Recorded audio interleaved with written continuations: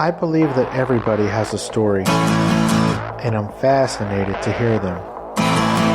So come with me as we take a walk down Fascination Street. Welcome back, Streetwalkers. This episode is with Ed Latimore. Ed is a retired professional boxer with a really good record. He's an author, a speaker. He has a physics degree. What? And he's a blogger. In this episode, we talk about where he grew up and what got him into boxing. We talk about why he quit boxing with such a great record and some of the things that he's doing now. We also talk about forgiveness and why that's important. We talk a little bit about his books and his writing. And of course, we talk about why it's so important to Ed to pass on the knowledge and information that he has gleaned in his years that help people navigate relationships and the world at large. This was recorded during all the self-distancing due to the coronavirus outbreak. So if that is over by now, woohoo. If not, damn it. But either way, this is my conversation with retired professional boxer, author, and blogger, Ed Latimore. Talk to me,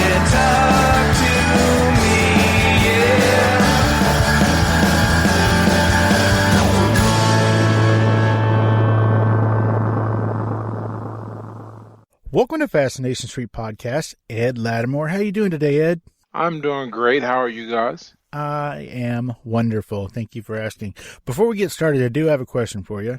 Okay. Did you have your coffee today? Oh, I had it earlier, and I've got my coffee right here.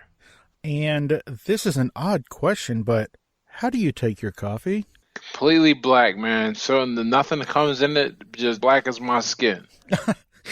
Why am I asking you that weird question? Probably because I make tons and tons of jokes about this. This really turned into, I guess, a signature piece for me on Twitter that I'm on, coffee so black this or coffee so black that. And then I follow it up with something a lot of times very educational, I find. Give me an example. About black history. So one of my favorite ones is, coffee so black that you needed a Supreme Court ruling before you could mix cream in it. And a lot of people don't know about the Loving, Supreme Court case where they had to rule that it was legal for interracial marriage to go. Or like another one, this one blows people's minds. When I say coffee so black that only 3/5 of its calories count, and they're like, "What are you talking about?" and so I get a chance to educate them on the 3/5 compromise that preceded the Civil War. So there's opportunities. I know there's some of the ones, that are really nice. I mean, I've got worse ones, but they've got to be a certain flavor because I don't just want to like every now and then someone will send me one and I'm like, that's not funny. Like coffee so black it has a rap sheet. And I'm like, that's not, like, there's no funny in there. Like there's nothing that makes me go, oh, that's clever. But like, coffee so black it has to be made with water from its own fountain. That is a great joke to me, Wow. Coffee so black it has to sit in the back of the bus. Right, like or it sits with the back of that kind of stuff. When you drink it, you got to sit in the back of the bus, that kind of thing. So I have a lot of fun with these things, man, and I really am surprised. I ran a poll one day on Twitter where my audience is the largest, and I said, how did you find out about me? And it was like, from me like dropping a piece of like wisdom or whatever that someone retweeted, heard about me on a podcast, from a coffee so black joke or a crackhead joke. And coffee so black was like 20% of my audience. Oh, no kidding. Yeah, I was shocked. People were like, it came for the humor, stayed for the wisdom. And so I always tell people that it's really important to let your personality shine if you want to do anything close to what I do, which is just talk to people and kind of run this personal branding on social media. People trust someone that is real and authentic and makes bad jokes. So some of them are bad. Bad is in the sense that like no one laughs, but it's me, I love those jokes because of the conversation starter aspect of it, like you mentioned. Like, you know, I'm sure, like you said, people are like, what the fuck is 3/5? What are you talking about? And then, Right. you know, then there's a conversation, there's a discourse. I really love that. Yeah, man, I got a really bad one. I'll tell you, man. This one's a little rough. You might have to edit this one later. No rough language. You know, coffee's so black that Planned Parenthood didn't want it to be made, or tries to keep it from being made. And then people are like, "What are you talking about?" And then they go look at the background of Planned Parenthood and Margaret Sanger and her ties to the Ku Klux Klan, and they're like, "Oh, that's dark, man." But we can make someone laugh and, you know, kind of interrupt their immediate pushback to anything that goes against their narrative. You can get through to a lot of people. You know, that's why humor's always been a powerful form of social commentary. Well, I love it. And real quick, back to, I think it was the first one you told about the Supreme Court ruling or whatever. There was a movie, I think it was just called Loving, but there was a movie a few years ago. I think it was Ruth Negga, and I can't remember who else was in it, but I think she was in it. Anyway, that was a great movie. Everybody should go check that out for sure. Yeah, I've actually not seen it, but I know exactly what you're talking about because I remember seeing a preview for it, and I remember thinking, "Oh, I got a Black Coffee joke about that." All right, Ed. So let's go back to the beginning. Where were you born and raised, man? Where are you from? Born and raised in Pittsburgh, PA, and spent most of my life here. I did a 2-year stint out in Los Angeles when I was boxing, and I just moved back, actually. I haven't been home for more than 90 days, I think. Maybe it's been a little more than 90 at this point. From Portugal, I was living over in Portugal, and, you know, we came back. But mostly born and raised and lived in Pittsburgh, Pennsylvania. Did you say Portugal? Yeah, Portugal. Why were you in Portugal? And who's we? Me and my girlfriend, who should realistically, you know, it's funny, you get to think about these things, and I'm like, yeah, I guess she should be my wife at this point. We've been together now for 8 years. When I came into the relationship, I was like, anti-marriage, and most of it I still am, but it's to the point now where I'm like, you know, as long as I can like protect myself legally from any potential downside. She's really a great human and adds a lot, and not most importantly, but relevant to this conversation, she was born and raised in Portugal, and that's why we chose to go there. Oh. So she's a citizen there, you know, traveled on, well, she didn't travel on her EU passport there, but she can. Like right now, like the conversation in the house now is like, you know, if you had just married me a few years ago, we'd be able to go to Europe right now, no problem. And I'm like, yeah, you know, you're right. Because they have the whole travel ban right now against the Americans going over to the European continent. But yeah, so we went over there. I wanted to spend some time there. The first time we went was at the end of 2017, and I said, this is awesome. Let me figure out how to come back. And came back and was over there just having a merry old time, you know, earning American dollars on the internet, spending them in the Portuguese economy, which basically lets you live like a king. And it's a great country, a lot of history, which, you know, I'm all about museums and stuff like that. I'm really a lame kind of nerdy dude, man. All my hobbies are opera, symphony, orchestra, musicals, not so much ballet, going to museums, historical sites, and there's a lot of that in Portugal. Is it beautiful? It is beautiful, and it doesn't get cold, which is nice. It doesn't get like, I mean, at least not like cold the way we think of cold. And I don't know what part of the United States you're in, if you're even in the United States. But where I'm at, in Pittsburgh, PA, the Northeast, I mean, it gets cold. It's a temperate climate. They are very much a Mediterranean climate with the influence of water. We were there from November to March.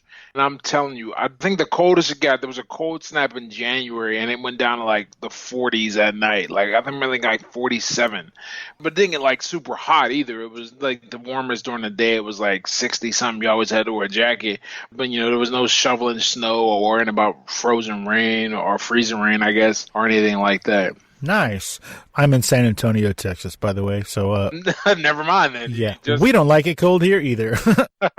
So you did mention that you were in LA for a couple of years when you were boxing. How did you come to be a boxer? There's a story behind it, I guess, which is I walked into a gym and I said, okay, if I'm going to do this, I'm going to either get beat out the sport or someone's going to tell me, you know, you're just no good, dude. You should go do something else at your time. And neither of those things happened. And beforehand, I wasn't doing really much with my life at all. And I was really against college. This is relevant. It might seem unrelated, but I was really against college because I had went to college and subsequently, failed out. I dropped out really, but it was more of a, I'm dropping it. You can't fire me. I quit sort of deal. So I left and I'm railing against college. To anyone who would listen, one of those people was the mother of the girl I was dating at the time who happened to be a college professor. So that never went well. And one day she just said, what have you done for 4 years other than like come over here and eat my food? And then threw me out. And I was like hurt, but she was right. I mean, sometimes you gotta hear that tough love. So I said, well, what am I going to do? Where am I going to put some sweat equity in? And this was right around the time the YouTube was getting big. And I started watching people on, they put their fights up. And I said, I can go do that. It was either that or the Army, right? Because I didn't know anything and didn't think I had any special talents, but I could probably fight is what I said. I could learn this. So I went and did that and really just had an interesting career with some cool breaks. A lot of my career, like me being in LA, very likely that a boxer will never get that opportunity because that was a specially created opportunity for a time, and I just stumbled into it. But I had a great time as an amateur boxer, and then I turned professional a few years later, and I was a pro for a few years, and then said, okay, life's good, and I don't want to get hit anymore. Besides not getting hit anymore, I think your record was like 13-1-1 or something like that. Yeah. So you lost one fight, man. Why'd you quit? Or retire, sorry. No, that's fine. You know what's cool about that question? I always hear that question from a lot of people who have not like been punched professionally. Because anyone who's ever fought and they look at my life now, they go, yeah, I'd have quit that shit too. But to answer that, you have to remember a few things about professional fighting. One, there is no money, and that's the big deal. I mean, everyone sees the top guys, and so they think that everyone's getting paid like that, kind of the way we see the NFL, where we go, oh man, a rookie contract and the veteran minimum is like $225 a year and it goes up. No, it's not like that. The height of my career, I was making $4,000 a fight. At the height of your career? Yeah, I think the most I made was $8,000. And you got to remember, that is just up front. That's not counting. I had 25% chopped immediately. 12% to my trainer, 13% to my manager, and then tax on the back end. You can only fight like 6 times a year. I was lucky in that I got a stipend of $1,000 a month. A lot of fighters don't get that because a lot of fighters aren't signed. So there's not a lot of money to begin with for a very difficult life. And you can't really do anything else. It's not like you can go, oh, okay, I'm only making, well, I think it came out to like $48,000 a year one time that I gross, not that I took home. But it's not like you can go, I'm going to go get another job, because you have to train because it just gets more and more competitive. You just put your body through this hell. And it's a great life if you got nothing else to go to, and you can really put yourself in a position to have a lot of other opportunities. But I did not go back. One, because I was making more with my writing. I had started tutoring people privately. I just graduated from school, so that really helped too. Because I was getting ready to come back. I had a fight. I took all of 2017 off, and I had a fight set in 2018, and then I got injured again. The difference was this time when I got injured, I still had some clients I was tutoring, and I'm sitting there and I'm working with the kid. It was something related to algebra, real simple math. I remember this, constructing a polynomial from the given roots. And most people do it the other way around. You find the zeros, but sometimes you got to like build an equation for your roots. And I was like, I can't remember how to do this. And I was in the middle of a concussion. I said, this is no good, because now I'm making a real living with my brain. My future is definitely using my mind. Let's not expose the hardware to unnecessary damage for the amount of pay. Now, if I was making $100,000 a fight, okay, that's different. Maybe I weigh the problem out differently. But yeah, ultimately I just left because it was a better opportunity and I didn't have to be in the pits anymore. Fighting is almost no athlete's first choice. Because, look at the way they treat the other big sports in this country. The football players, the basketball, hockey, and baseball. If you have any athletic ability, you end up in those sports. But the rewards are just greater. Fighting, not so much. That makes 100% sense. The reason I asked why you would retire with such a great record is because, like you said, a certain number of people will be like, I would have quit a long time ago. Well, There's also a whole group of people who would never have started because they don't want to get punched in the face even once. And so, once you make it past that initial fear, I guess, of getting punched in the face once, then one would believe that didn't really bother you too much because you actually did go into that field. So that makes sense, as far as how it's affecting you and your future and your ability to earn income in other ways. And especially, like you said, if you're not really making it, it ain't worth it if you're not making all that money. Yeah. Hey, Streetwalkers, here's a word from our sponsors. You know those popping phone handle things that you see on everyone's phones nowadays? Well, how would you like to put your logo on them? Does your podcast or band need new merch? Do you want to bring attention to your new book or film? Maybe you need something unique for your Patreon or crowdfunding campaign. Then visit thelogopop.com, where you can customize them with the logo of your podcast, band, business, art, school mascot, or whatever else you can think of. These are way more affordable than you may think at thelogopop.com. Mention where you heard this ad and get free shipping on your entire order. Remember, that's thelogopop.com to order your custom popping phone handles. That's thelogopop.com. Let's get back into it.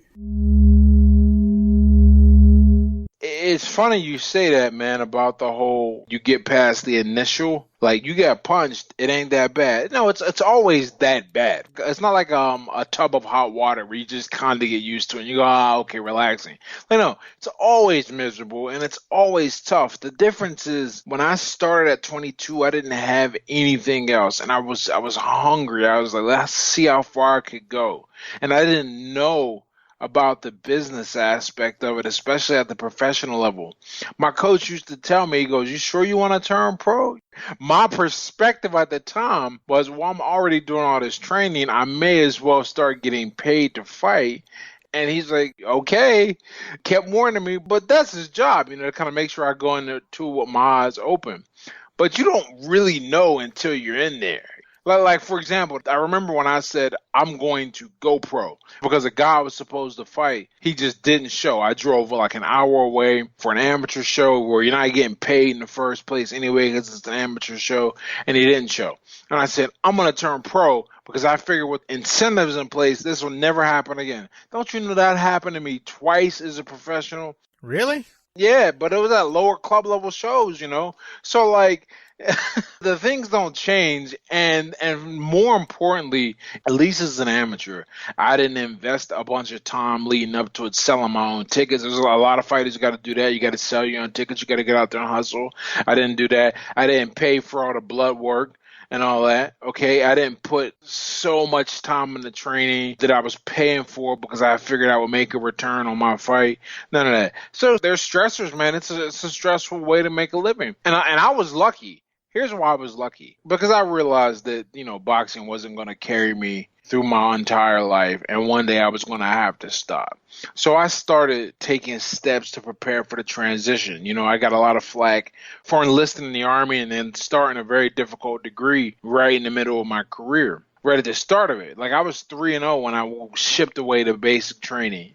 And when I started my degree, which is physics, not really a degree you can phone it in on. You got to, show up, study, and put a lot of work in. But I did that because I knew that this wasn't going to last forever. So it was really easy for me. Like I had options to look at it and go, okay, I can go do something else. Most fighters don't have that. And also, while I was fighting, I'm getting money from the military as long as I'm in school and I report to drill and everything. Most fighters don't have that supplementary income, so they got to have second jobs and stuff. It's just a rough life. All people see are the ring, and then when they see the ring and they see the fight, they see it on pay-per-view and they hear about these guys getting these checks or these money. They're like, nah, man, that's like 97% of the money's in the top 3% easily. It's probably more lopsided. That makes 1,000% sense.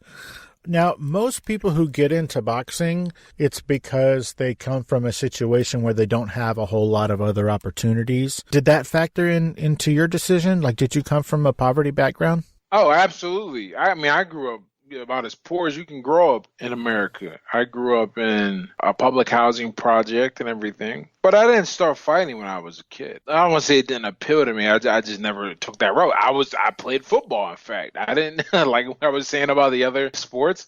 I played football. I was a defensive end, and then I decided to go fight when I was 22. Now, when I was 22, I still didn't have many options. You know, that's like what I was saying. I said, okay, I got to do something with my life. I can't just keep working retail. And it came out to join the military or box. That's like all I could see because I couldn't figure out a way to get any money for school outside of going into the military and then, you know, doing my 4 years there. But then eventually I enlisted in the National Guard, which would later in life, it made a lot more sense. But I think a lot of people who end up fighting, you don't end up competitively fighting as a hobby. You know, you're not like in your aerobics class. You're like, you know, it'd be fun going to do this for a living. Because the thing is, when you start fighting, even at the amateur level, people forget this part. You're going up against other people who are trained as well. And you're no longer, just throwing punches, and you're no longer just getting hit by a regular person.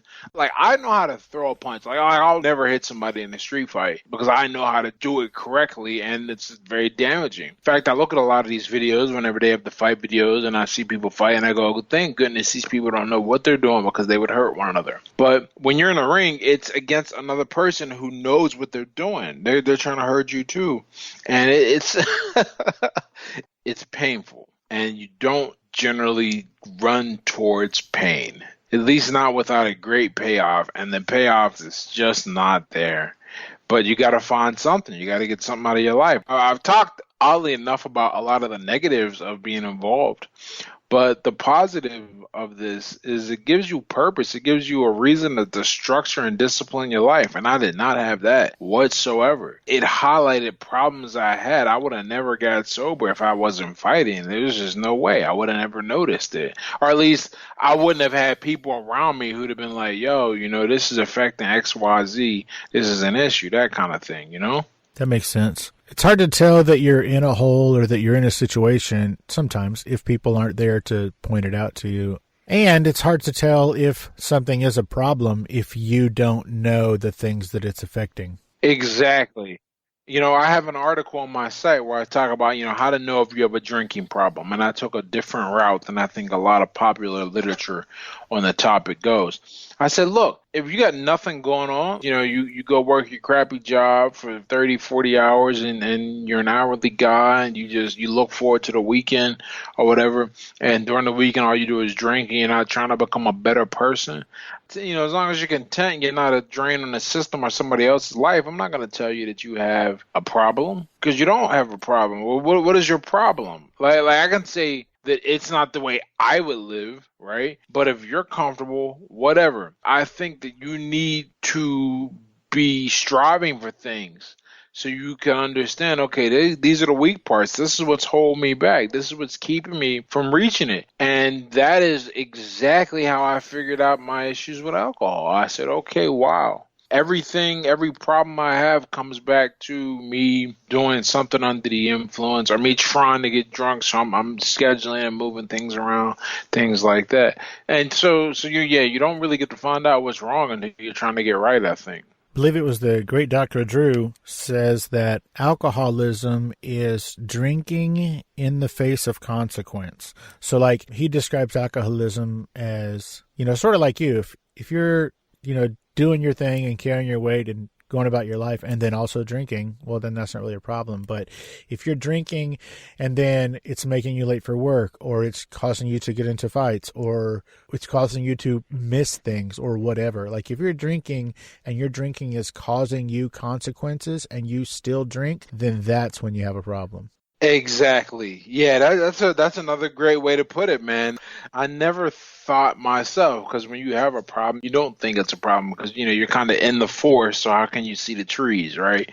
Right. It's the people outside that are like, yeah, this is getting out of hand. But you need to have people outside you to see that, Like it wasn't any of my friends that were like, yo, you got an issue, because they're out there drinking with me too. And then maybe they didn't, and I don't think they had a problem. I just did, right? I didn't get that feedback until I started having problems in other areas, mostly my athletics. And, I had a coach who said something to me. And it was really, he wasn't the only one, because when you hear these things, you go, okay, whatever. It's all good. It's not really a problem, man. You're exaggerating, that kind of thing. But I think when you start talking about what is good about something like boxing, because no one forced you to do it, and it's very much a solo pursuit, unlike a big team sport where you get to feel the team lean on you to make you better and you feel responsible and things like that. In boxing, you have to develop this sense of responsibility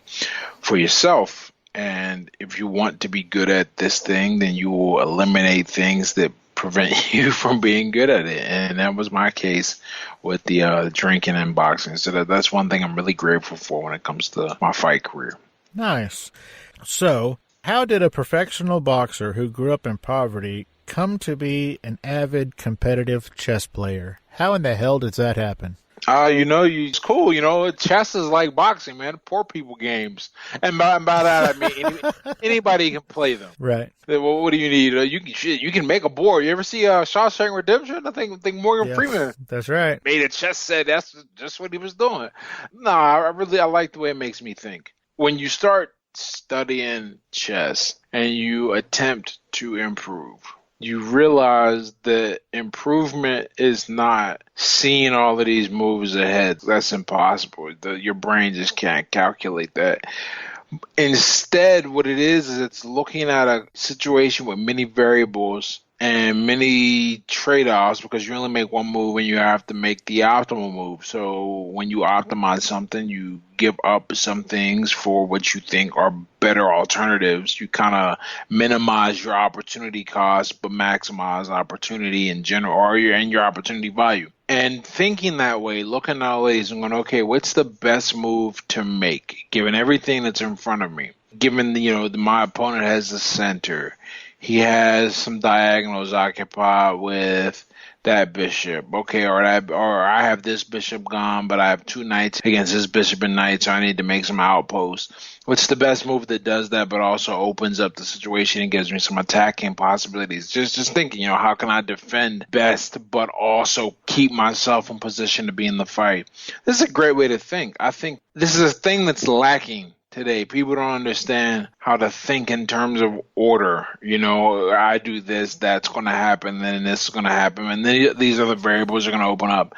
Chess very much disciplines you to think in terms of, if you do this, what are you getting? What are you giving up? What are you risking? What are you opening up? And it just makes you a better thinker. I wish more people played, but the people who do play, we're nice, cool. You find people, and it's a great way to kind of meet up with your friends, have a coffee, chat, or you can make it competitive. It's a multi-purpose game in that regard, Sometimes I play because I want to just kick it downtown and hang out, and there's some guys that are hustling for money. Or I meet up with a friend in a coffee shop, or it's an over-the-board tournament, or it's just something to kill time with when I'm on my computer and I don't want to browse social media and risk roasting my brain even more. There has to be a Coffee So Black chess reference.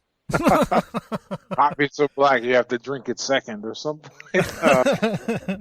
So you eventually did go back to school and you got a degree in physics, right? Yeah. Where did you go? Duquesne University. And why did you choose physics? That seems pretty heady stuff. Why? Okay. That was not the original goal. So, okay, I have to tell you my thought process, because I do try to think ahead and plan for these things. I said, okay, whatever I go back to school for, one has to be worth it. Like, if I'm going to go, I need to invest it correctly, right? And that led me to, when you Google the highest paying majors, they all have math in it. Like, they're all engineers, computer scientists, things like that. So I said, I'm going to major in math, okay?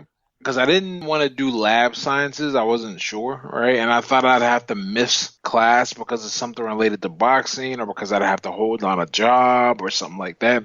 So I said, math is pretty safe, okay? And it'll give me a nice base of skills, and it's pretty versatile. So once I made that decision, it was like, all right, let's go back to school, but we need money to do that. So I enlisted in the Army National Guard, went and did my time there. But when I was in AIT, which is Advanced Individual Training for your specific MOS, your military occupational specialty. Mine was land combat electrical repair, basically a land combat electrician. You work on the military vehicles, and then eventually in my unit they had me working on the radio systems, like the power supplies of some MTVs, the military transport vehicles.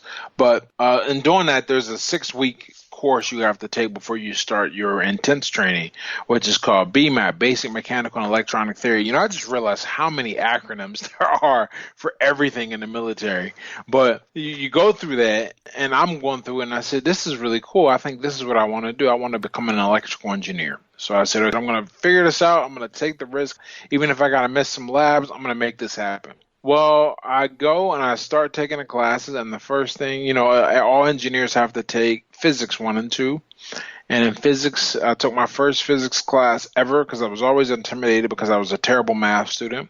So I never took physics, but it was just, I kind of was that pseudo physics guy who just, says these cool things. I love fucking science kind of dudes. So in here taking a real class, one of the first things, it's very experimental. You have to do a lot of experiments because you got to see these things work in action. And so I did an experiment with projectile motion, which is when you have an object acting only under the initial projective force and gravity, and you kind of figure out where it's going to land. And my projectile landed where I said it would land based on the calculations, and I was like, oh wow, this is like magic. I think I want to study this too. And so I found a program, and Duquesne University had it, where they partnered with the University of Pittsburgh, and you would get your engineering degree from Pitt, and you get your physics degree from Duquesne. So I enrolled in that program, and then 3 years in, I was like, okay, I really think I got a shot at this internet money thing. Let me work on this instead, and let me just graduate and get this done. So I left the electrical engineering portion, finished out my year in physics, and graduated with a physics degree. But that's the story. Hey, Streetwalkers, here's a word from our sponsors. Magic 8-Ball.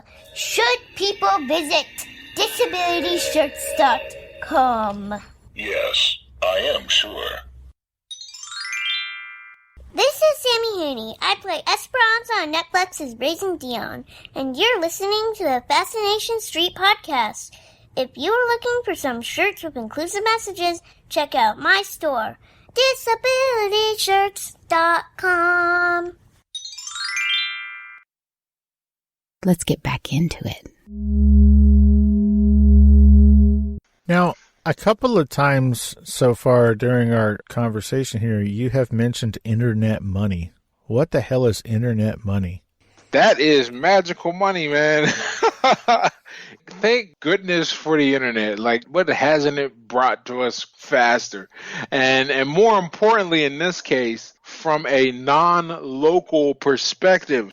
So if you make money online, there are 2 advantages, right? The biggest one, the most obvious one, is that it is location independent. I can be here, I can be in Portugal, I can be in Colombia, I can be trying to think where the heck I've been, Morocco, and you can make money, right? Because it doesn't matter.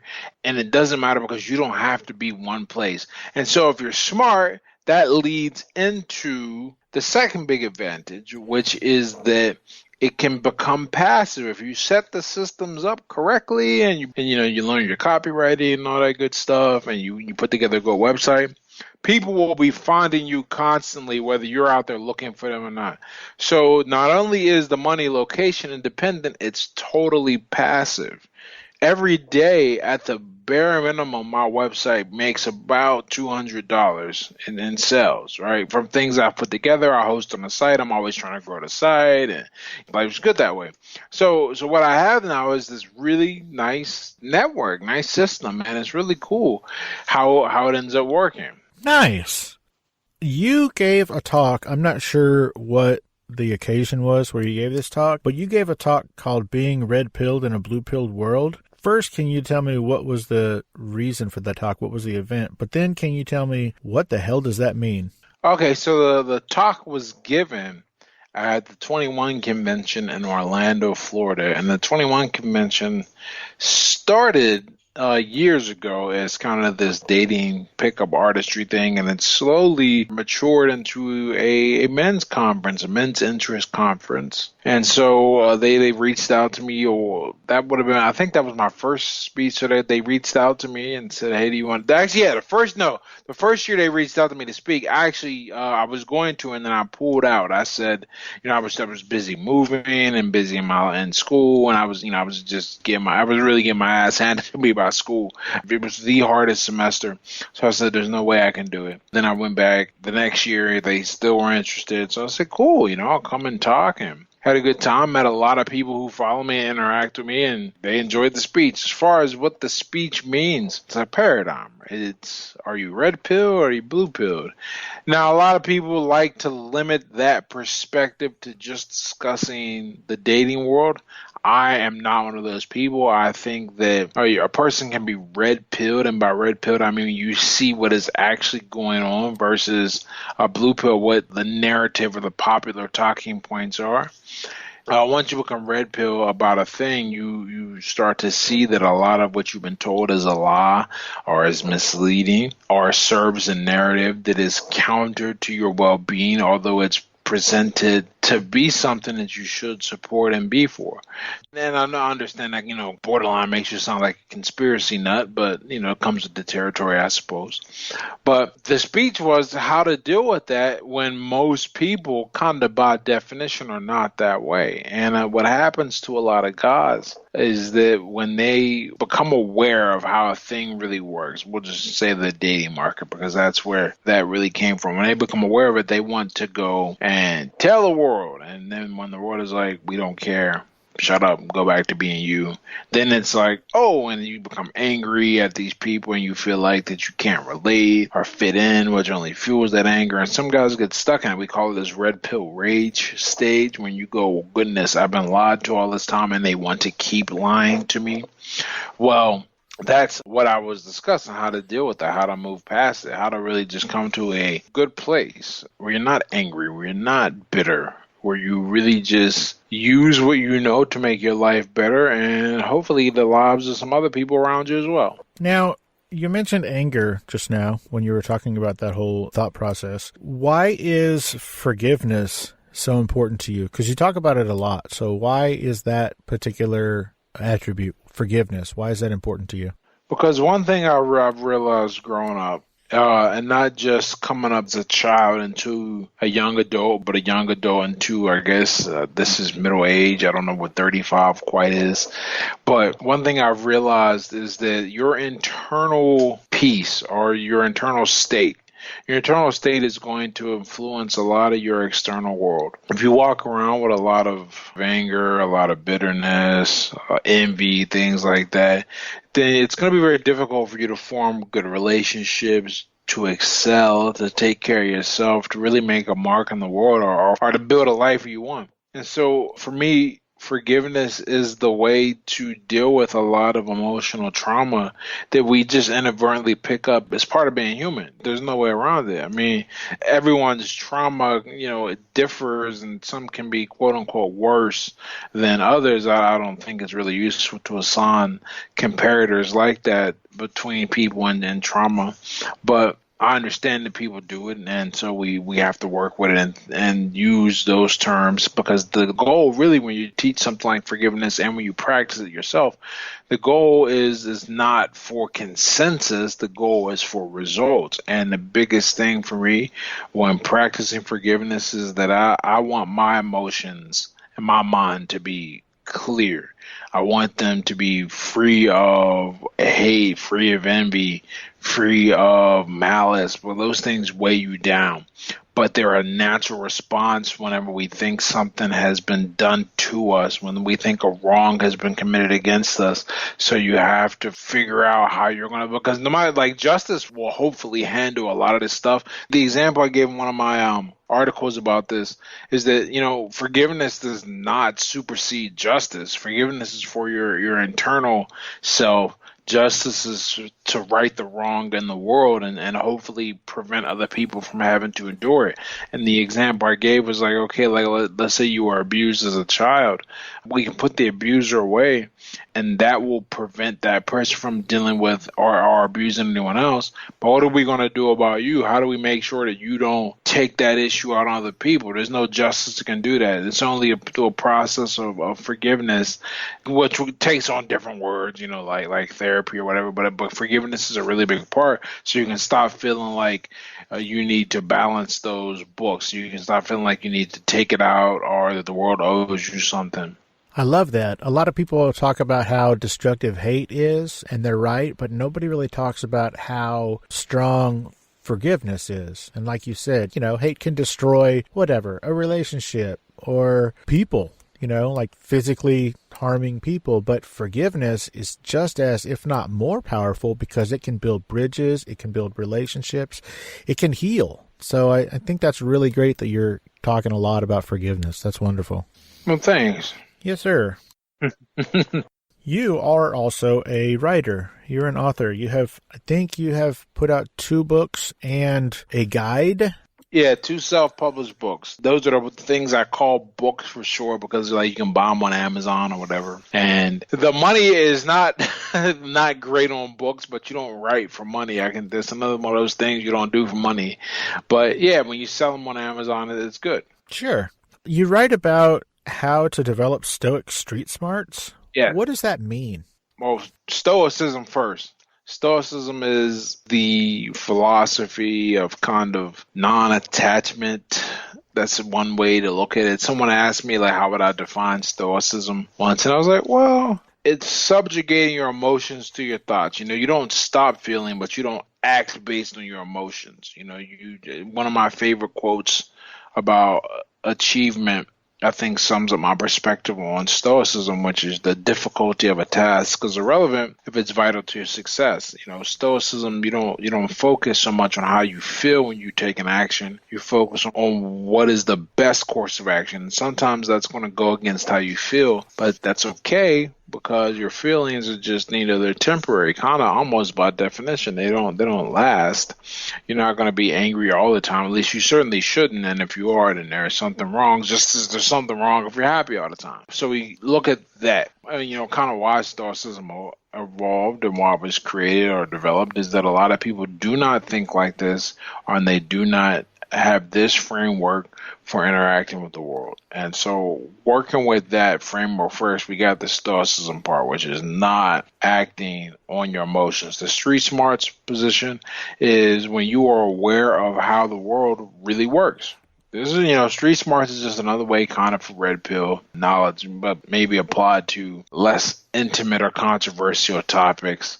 But when you have those 2 things, when you are not perturbed by the world, when you kind of move through the world based on what you want out of it, not based on how you feel about it, and you're able to read other people, what street smarts, you know, teaches you, then you're in a position to make a lot of progress in a lot of areas in your life, particularly as they relate to people. I think people are the most important thing. I think you need to be able to network effectively, make friends effectively, navigate your relationships, all of that. And you can't do that if you are always reacting to how you feel. You can't do that if you're not able to read the person in front of you.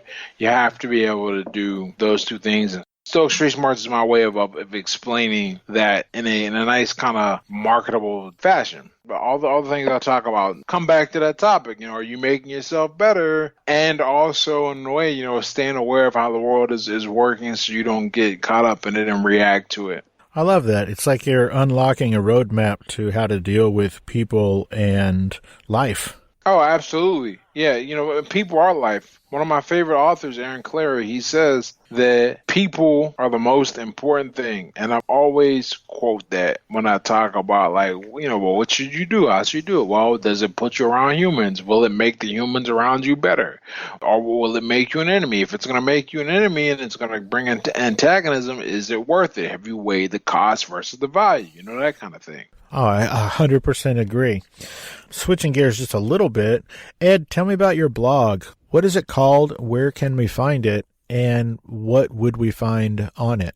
So the blog is just Ed Latimore, but I guess Stoic Street Smarts is also another way to go. I think one of the redirects, I used to call it Mind and Fist, which was just like, oh, I'm in school and I'm fighting people. There you go. That's very telling. But no, edlatimore.com is what it is. And I think the best way to kind of describe it, you'll get there, you'll see what's important to me, what I talk about. I have the site broken up into 5 category buckets: mental strength, physical strength, emotional strength, social abilities, things like that, and sobriety and forgiveness. These are the things that I think are important to work on. You need to always be developing the strength of your body and the strength of your mind, or the effectiveness of your mind, the self-control and discipline over your emotions. It's really important topic to me is the sobriety angle. I write a lot about sobriety. I think if we were like to break it down by percentages, in fact, when we were redesigning my website, that was such a big part, but it didn't really fit anywhere else, that we just made a separate category for it, sobriety and the forgiveness stuff, because that's really changed my life, those 2 actions. So I write a lot about that as well.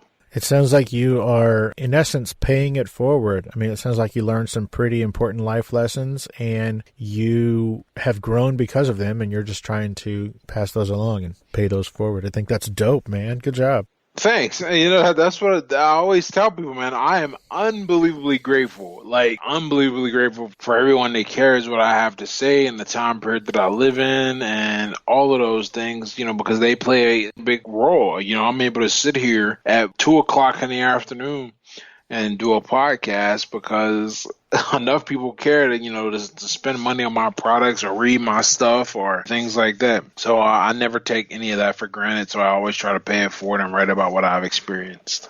Nice. Ed, where can people find you on social media? Ed Latimore. I'm Ed Latimore on everything. Ed Latimore on Instagram, Ed Latimore on Twitter. My website is edlatimore.com. My Facebook is Ed Latimore. So I'm Ed Latimore everywhere. Very creative. Just kidding. Ed, is there anything that I didn't ask you or we didn't talk about that you wanted to talk about today? I think that we hit some great topics and people get a lot out of this conversation. I know I do. Every time I have a conversation like this, I get something. So. And lastly, I know that at the very beginning you had talked about how you sort of were dragging your feet getting married. If you still don't want to get married, then you should just present it to your lady like this. Will you marry me? Because then you can be a U.S. citizen. And she's going to be like, nah, I'm good. It's funny, man. She's got dual citizenship. I'm the singular one here. Oh, there you go. All right. Well, Ed Latimore, thank you so much for taking the time out of your busy day to hang out and let us get to know you a little bit better on Fascination Street, man. I really, really appreciate it. Hey, thanks for having me. I really appreciate being a guest. 100% my pleasure. And you have a great rest of your day, man. All right, man. You have a good one. You too. All right. Stay safe. All right. Bye. As always, thanks for listening, Streetwalkers. And don't forget, follow the show on Twitter at FascinationSTPD, on Instagram at Fascination Street Pod. Follow the podcast page on Facebook at Fascination Street Podcast. And of course, you can always email me at fascinationstreetpod@gmail.com. And if you haven't already, don't forget to hit the like and subscribe button and rate us on iTunes. Opening music is the song Magnolia from the 2014 album Intransigence, used with permission from Douglas Miles Clark.